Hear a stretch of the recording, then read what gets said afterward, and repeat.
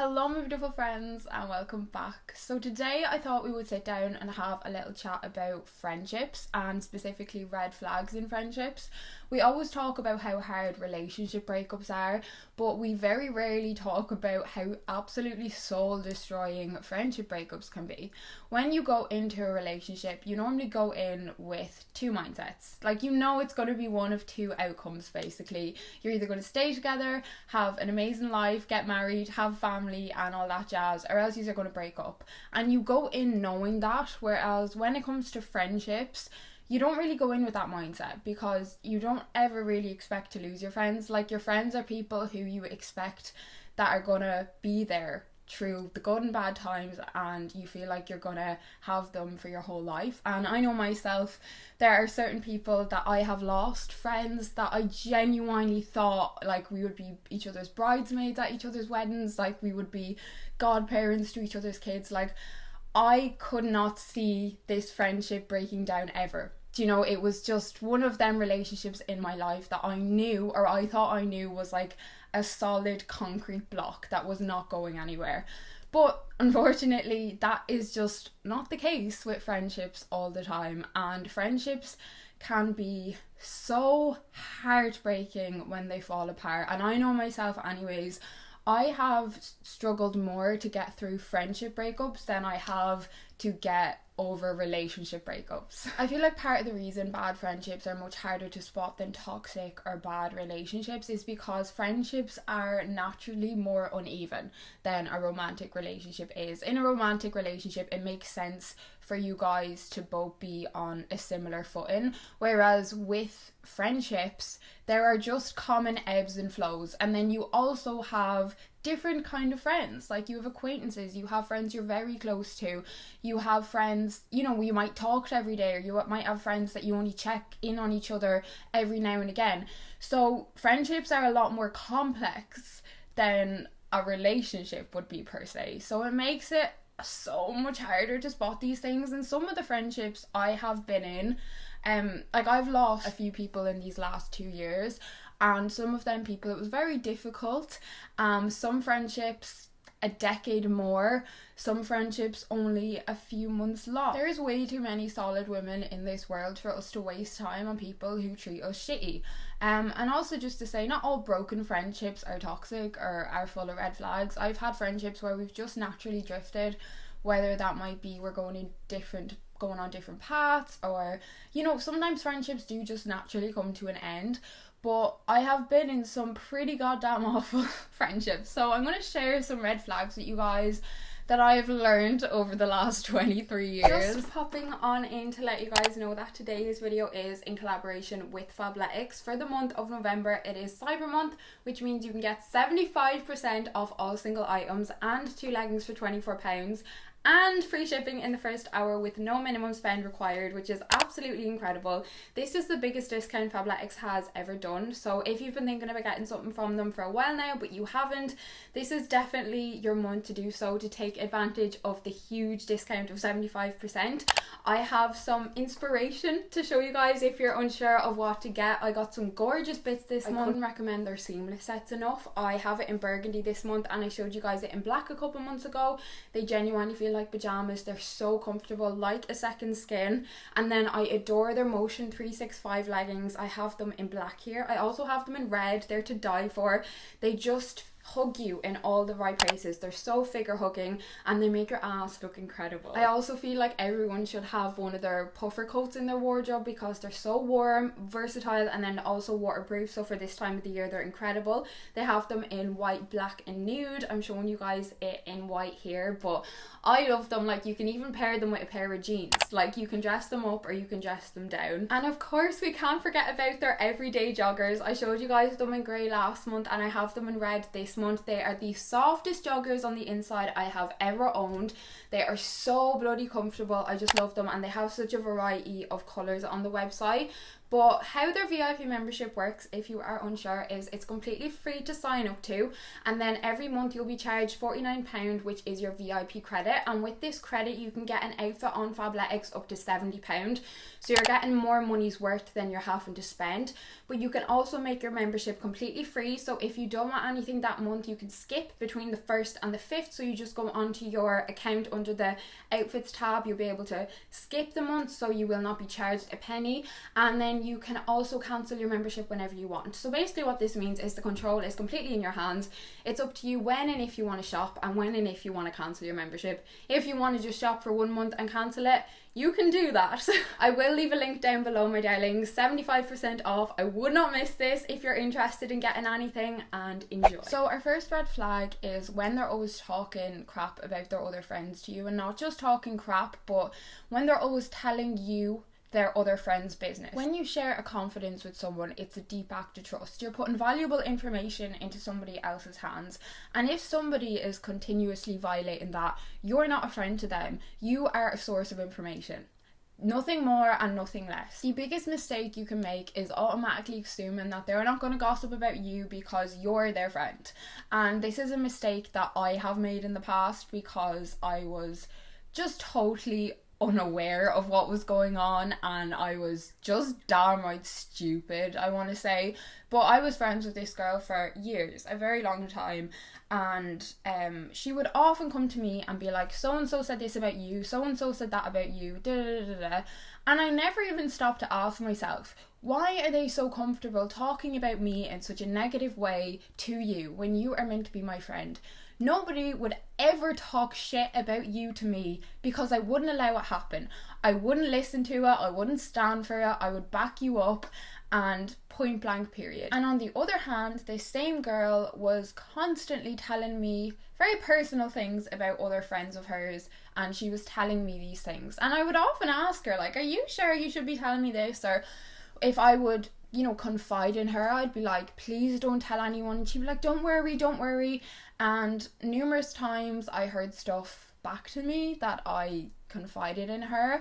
And yeah, I was no different to her because that is just the kind of person she is. So if you have friends who are very vocal about their other friends' issues and problems, they're more than likely doing the exact same thing to you. When it comes to friendships, yes, they are naturally uneven, but something that is so important in a friendship is loyalty. And I cannot express that enough. If somebody is not loyal to you, or if they are not loyal to other people, their other friends, they are not loyal to you. And that is a matter of fact. Our second red flag is a friend to all is a friend to none.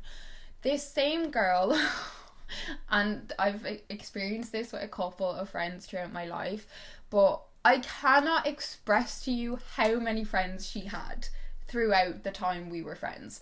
I totally lost count. Like, it got to the point where she'd be saying, oh, Sarah and Jolene, and I'd be like, who? Like, I couldn't even keep up. I didn't even know who these people were anymore. And on the same time, you know, she'd be constantly falling out with people, and then a day later she'd have like a new friend who was her best friend. Then she might ditch her off and she'd pick up another girl, and that was her best friend, and you know, they're all over social media and la la la la. And I'm not talking about people who are friendly to everybody or people who have a lot of acquaintances. I'm more so talking about people who are just friends with everybody, because you are incapable of being friends with everybody. And kind of back to my last point, if you are friends with everybody, you know, you're never going to stand up for said friend. You're never going to have said friends back, because the most important thing to you is that everybody likes you in some capacity, and everybody, you know, you need to be hanging out with everybody kind of to gain their approval. I don't know, I don't understand it, but yeah, like, you know, because it goes back to the same thing as loyalties. You cannot have loyalties to your close friends if you are a friend to all. It is impossible. It doesn't work that way. Moving on to red flag number 3, they don't respect your boundaries.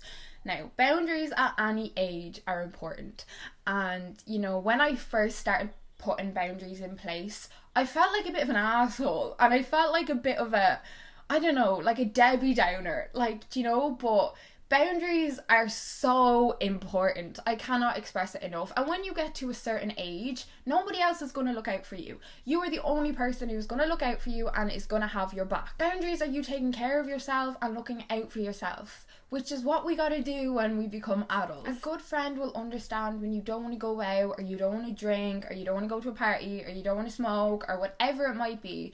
But a friend who cares more about themselves than you will constantly tread on those lines and try and test those boundaries. A false friend will try and make you compromise your values, and this could be as something small as your choice to not want to drink, or your choice on how you want to date, or if you don't want to date, or how you interact with people. Like, it can come down to very small things, but these people will nearly get some kind of sick enjoyment from seeing you compromise your values and getting you to do things that they know you don't want to do. A good friend, not even a good friend, a friend is going to support your decisions. Like, if you turn around and you're like, look babe, I'm really not in the headspace to go out tonight, I'm really struggling, this week was hard, X, Y and Z happened, the best thing for me is just to stay in and chill and kind of catch up on my sleep, whatever.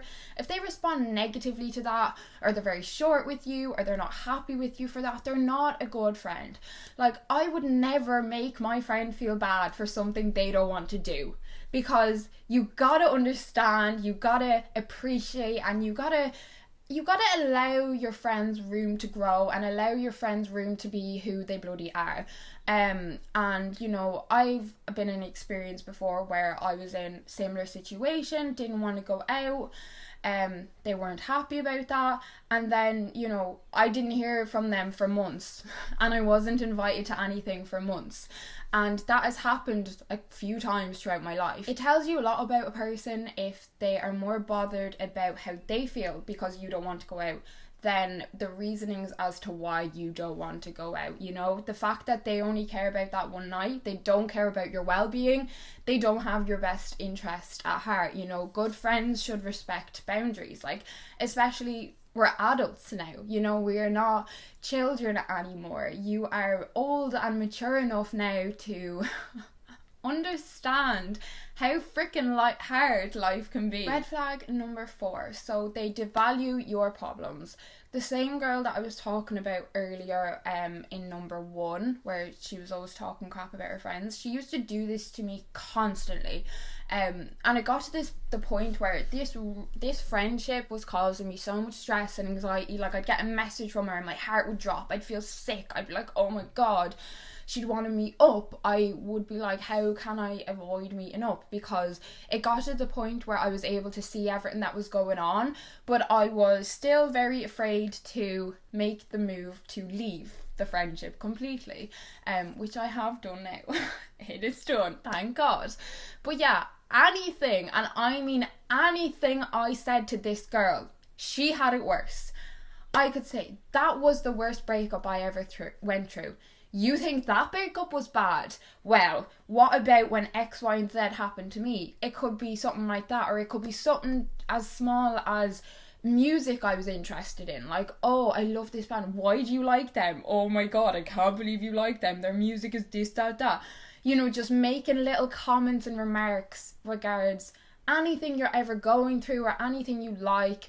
But yeah, the devaluing your problems one, I feel, is huge. It got to the point where it wasn't even worth my while sharing anything I was going through or any ways in how I felt, because she had it worse.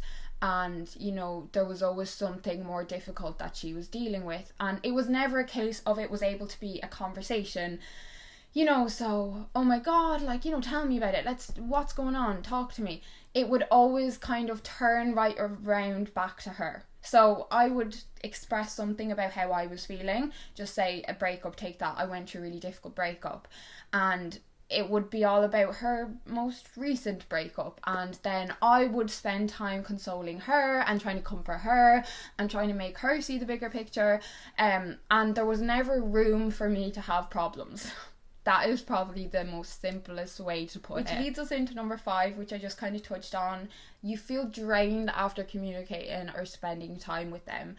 Energy vampires are real, and they do not feed on your goddamn blood, they feed on your goddamn energy, and you will feel anxious and overwhelmed, and exhausted after spending time with them, and you'll get to a point where you will try and come up with any and every excuse to avoid communicating or hanging out with them, which is the place that I got to.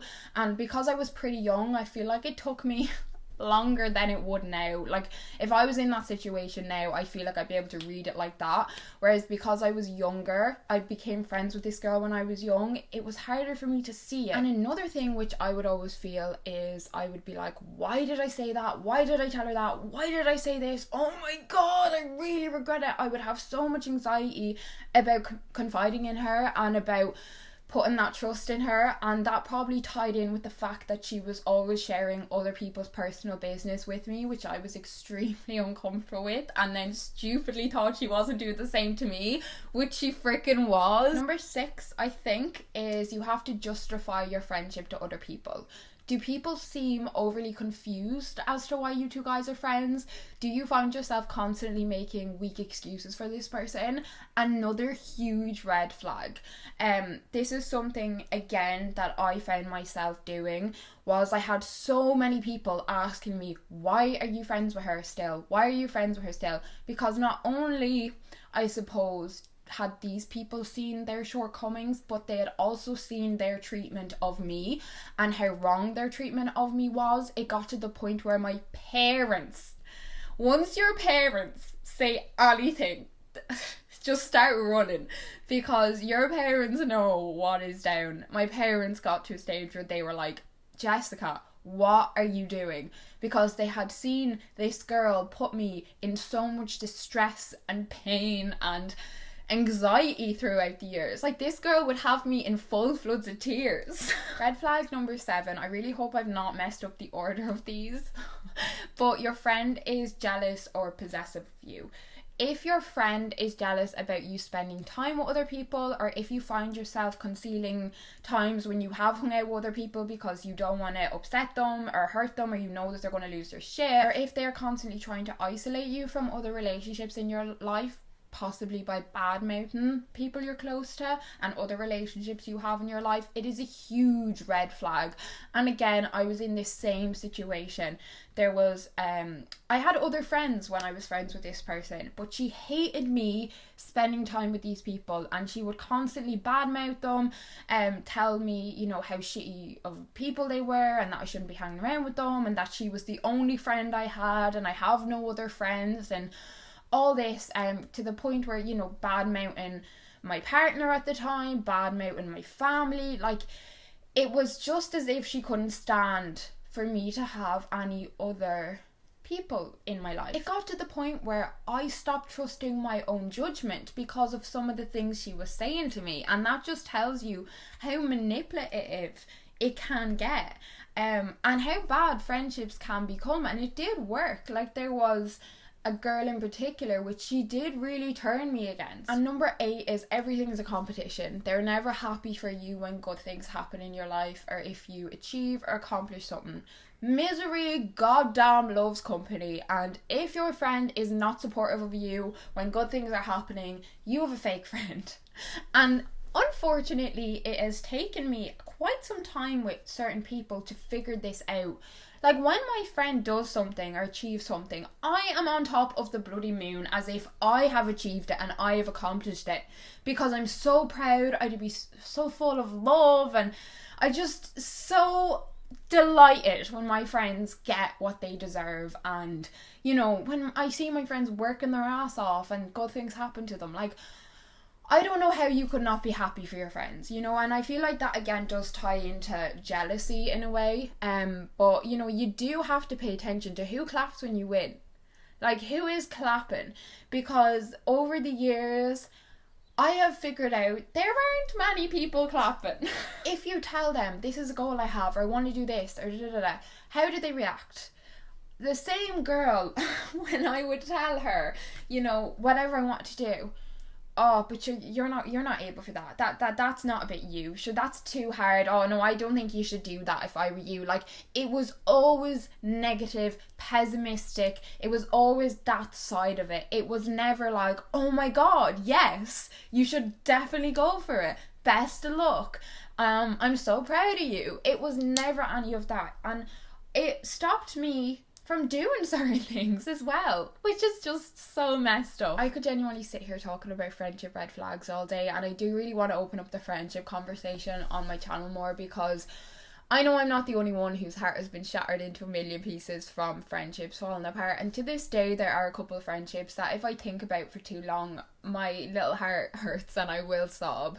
But another red flag that is huge, I think, is communication. You hear about communication in relationships all the time, but it is just as important in friendships. Like, if your friend has an issue with you or has a problem with you and they are not coming directly to you, but they're going to their other friends or they're going to whoever, that is also a red flag. Like, there have been friends where, you know, I've not heard from them for a number of months, and then they'll slide in and be like, actually, yeah, so do you remember 3 months ago? And it's like, okay, I thought you just ghosted me, first of all.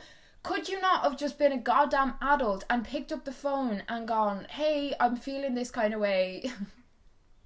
Do you know, like, you need to be able to communicate, you need to be able to be open with your friends, and, you know, friends can play games too, and it's not just, you know, your partners that can play games, or like boyfriends, girlfriends, whoever that can play games. Friends can play goddamn games too, and, you know, that line of communication needs to be open, and you should feel comfortable going to your friend if there is an issue, or if you are feeling a certain way, or if they did do something that hurt you. You should be able to express that to them and then have a conversation and resolve.